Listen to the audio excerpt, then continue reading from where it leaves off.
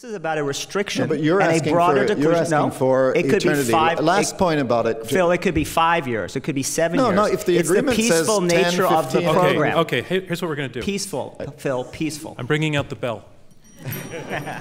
We're going to calm things down, but to liven things up at the same time. We're going to continue for the next 2 minutes, but you each get 30 seconds. Nobody else can talk during one side's 30 seconds. When you hear this, when you hear that bell, you have to stop, and the other side has to start. You'll see the clock in front of you. I'm going to let it go to Tom Pickering or Phil. Who would like to start? Your 30 seconds starts now. The question, please, before they start my 30 seconds. What question are you asking? You were to pick. Well, then I'll let it go to Phil. Phil, you were responding to your opponents. Well, one last point on sunset about the 20 years. This agreement doesn't say, and we don't believe, that as soon as the restriction is over, whether it's 10 years on centrifuges or 20 years on something else, Iran can do whatever it wants and get a nuclear weapon. Whenever these phases end, in many cases 15, 25 years down the road, the US president, the Israeli prime minister, the leaders of the P5+1 will decide how they want to approach Iran at that point.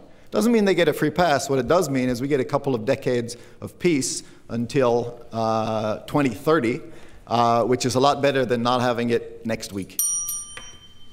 You don't get a couple of decades. You don't get 10 years. You don't get 15 years. You have an agreement. You have a mafioso who's going to sign an agreement. Is going to say he's going to abide by certain restrictions for 10 or 15 years. But all of the leverage that we have, other than military force, we are giving up on the front end of the on the front end of the deal. We're paying them to sign this. We are paying to say that they will be good citizens for 10 or 15 years. And then you're coming to me and saying that we've got this in hand. That this is the Iran that we're going to be dealing with for the next 10 or 15 years is not the one that we've been dealing with for the last 35.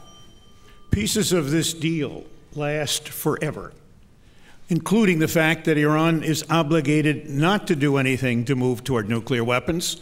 Secondly, the additional inspection protocol stays on forever. So those are very important because they will signal to us plenty early as to whether the Iranians are keeping their commitments or staying out of the nuclear weapons business as we go ahead. And it's important that we have those to guarantee that the process is moving ahead. And we have the force at the end of the day if they violate this agreement. Mark. Here's the problem. If I'm Iran, here's what I do. I comply with the agreement for the first few years. I get my sanctions relief. I get the billions of dollars returned to me. I build my economy. I rebuild my economy. I create economic immunity against future economic pressure.